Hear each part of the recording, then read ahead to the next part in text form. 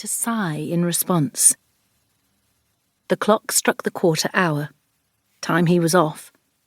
The open road was calling him to it as it so often did, and as always, he was powerless to resist. He took one last look around at his beloved curiosities. "Look after my girls." He waggled a warning finger. "They will need you, mark my words." The old man pulled the door closed on the shop and locked it. Then he made his way slowly up the dark street to the solicitor's office of Steele and Brannigan. An owl hooted. It was a clear night, the first hint of winter just discernible by the peppermint freshness in the air. Just in the nick of time. Augustus checked the seal on the thick brown envelope and posted his final instructions through the letterbox. "There," he said. "That's everything." As he strolled back the way he had come, he made sure to soak in the little high street, the home of his forebears, and commit it to memory. He glanced up at the darkened windows above the greengrocer's and acknowledged his wistfulness tinged with regret, or it may have merely been the steak and kidney pudding he'd had for supper repeating on him. He was what he was, and he was too old to fight against it now. He climbed into his trusty, crusty camper van, which had seen almost as many years as he had, and pulled slowly out of the village, following once more the siren call of fresh fields and far-off mountain roads waiting for him. 1. Present day. Maggie, Simone and Star's father had died, as he'd always wanted to, quietly and without ceremony, in his beaten-up van in the middle of a forest in the Italian Alps. His age, like the rest of him, had always been an enigma, though it surprised nobody to learn that he had died just shy of his 96th birthday. Augustus was one of those curious beings who seemed always to have been old and yet equally never to have aged.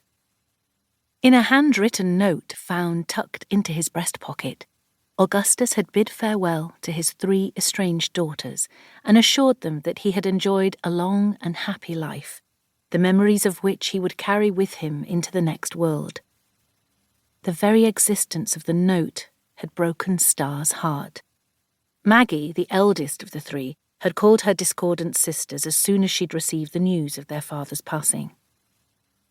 "But that means he knew he was going to die," Star, the youngest, had sobbed over the phone. Maggie, who as firstborn was unwillingly cast in the role of mater familias, tried her hardest to push conviction into her voice. "Not necessarily. He might have carried it around in his pocket for years, just in case," she soothed. "Dad never planned a thing in his life," Star sniffed loudly. "He was a free spirit. No, he knew he was going to die. I know it. It's too sad. I can't think about it." Simone, the middle of the North sisters, had been less demonstrative in her grief upon receiving Maggie's phone call, but Maggie could hear the shake in her voice.